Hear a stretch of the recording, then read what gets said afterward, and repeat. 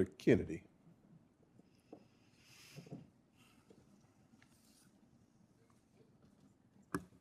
Thank you, Mr. Chairman. I have to say, I'm a little disappointed. You all seem like fine people. And here's,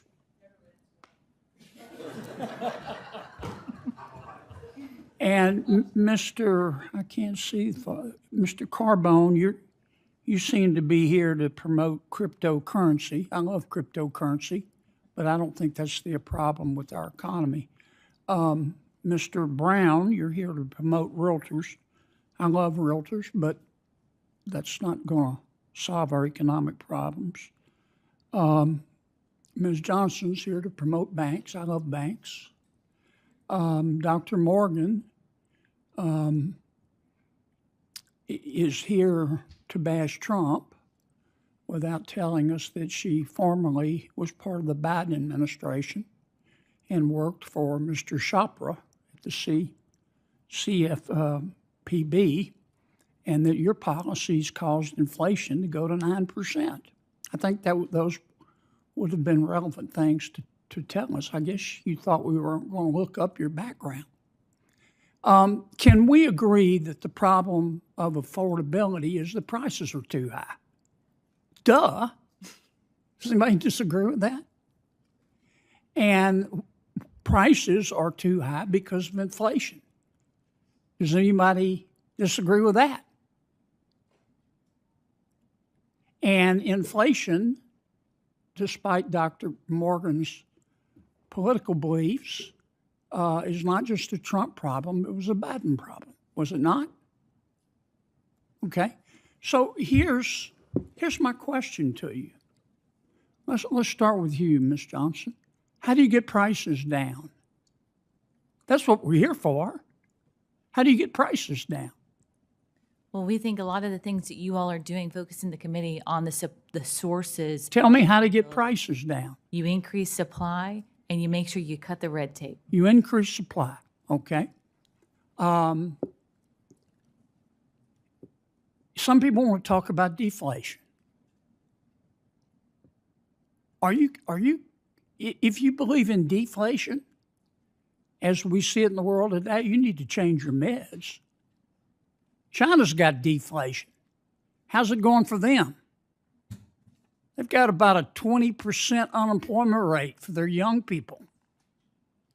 The only way out of the inflation is to grow our way out of it. Am I wrong? What happens when a senator decides he's had enough of political talking points and starts demanding straight answers? That's exactly what unfolded during a tense Senate hearing when Senator John Kennedy challenged a panel of witnesses over one issue affecting nearly every American household: rising prices. Wrong. Well, Senator, first of all, I'm here to support home ownership. In supporting home ownership. No disrespect, but whatever. I'm sorry if I offended you. How do you think we can get out of these high prices? Otherwise, I mean, you can try to go, promote deflation, get ready for 10% unemployment. Okay, then Dr. Morgan's really going to be bashing us. Okay, tell me how we grow our way out of it. I don't see any other way to deal with inflation. I think, but to grow people's wages. I think that we increase inventory. We reduce zoning restrictions. We do a lot of the same things that are and how are you going to increase inventory? By who holds the inventory? Businesses. You're going to have to stimulate the economy and help businesses to grow, aren't you? Well, I come from California, which is ground zero for the lack of housing affordability, and it's a little more complicated than that. I don't think you want to answer my question.